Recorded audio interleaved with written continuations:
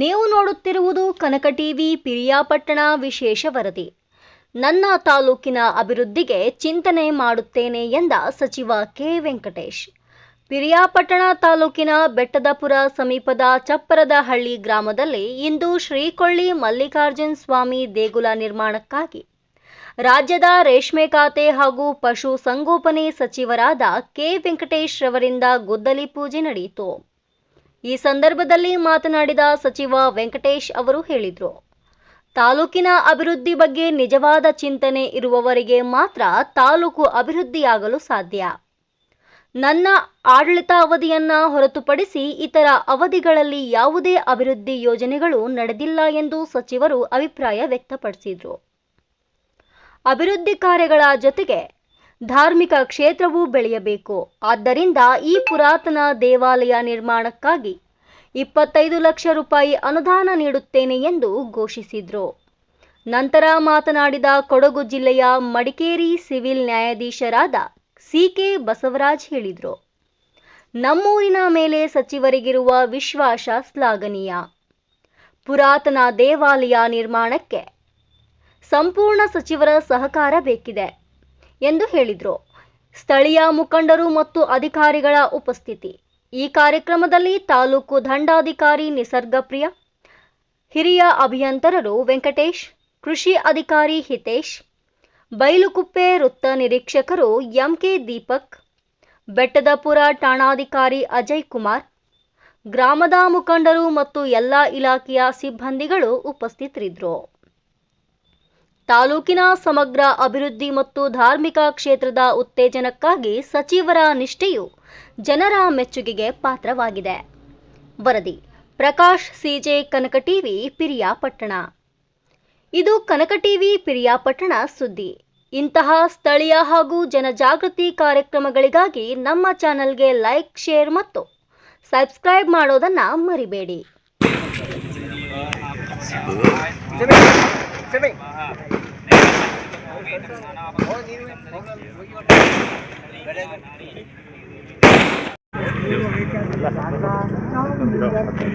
Committee ಸದಸ್ಯರಾದ ಅಶ್ವಥ್ ಕುಮಾರ್ ಅವರಿಗೆ ಸ್ವಾಗತ.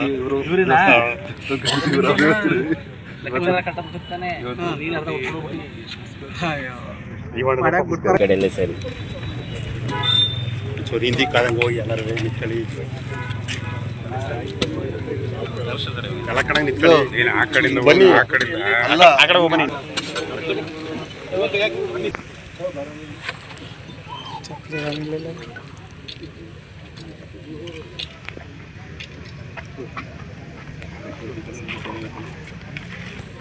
ಕೆಲಸನೂ ಆಗಬೇಕು. ಅದರಿಂದ ರೈತರಿಗೆ, ರೈತ ಸಮುದಾಯಕ್ಕೆ, ಈ ತಾಲೂಕಿನ ಕ್ಷೇತ್ರ ಜನರಿಗೆ ಅನುಕೂಲ ಆಗ್ತದೆ ಅಂತ ಕೆಲಸಗಳೆಲ್ಲ ನಮ್ಮ ಕಾಲದಲ್ಲಿ ಆಗಿದ್ದಾವೆ. ಇನ್ನು ಏನೇನು ಆಗಬೇಕು ನಾನು ಯೋಚನೆ ಮಾಡಿ ಮಾಡ್ತಕ್ಕಂಥ ಕೆಲಸ ಮಾಡ್ತೇನೆ.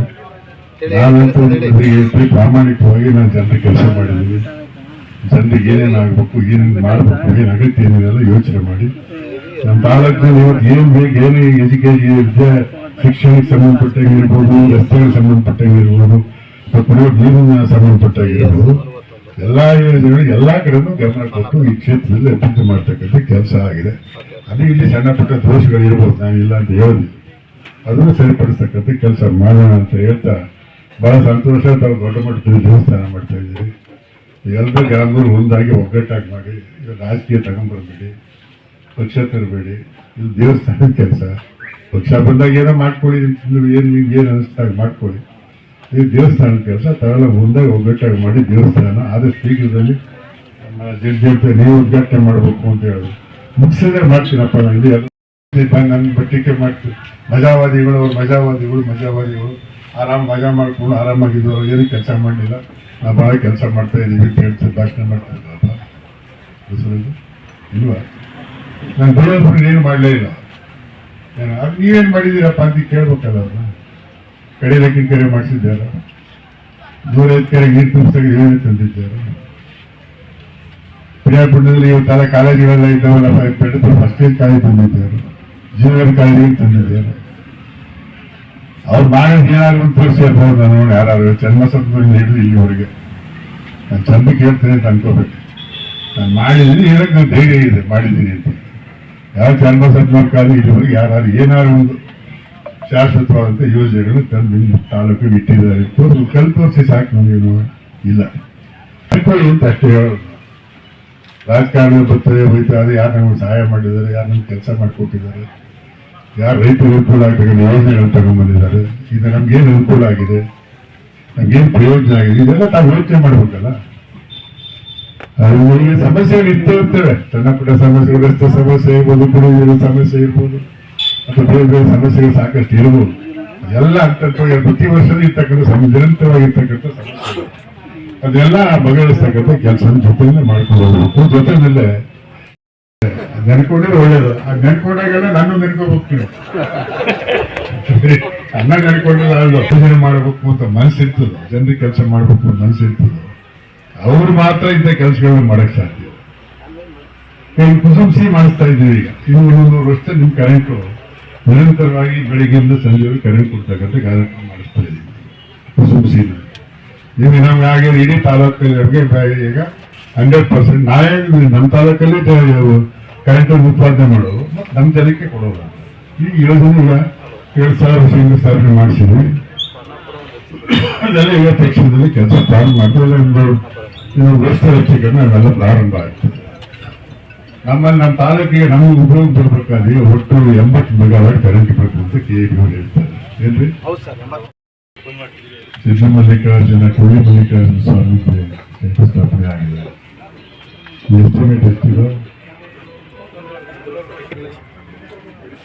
1,50,50,000 ಮಾಡಿದ್ದೀರಿ.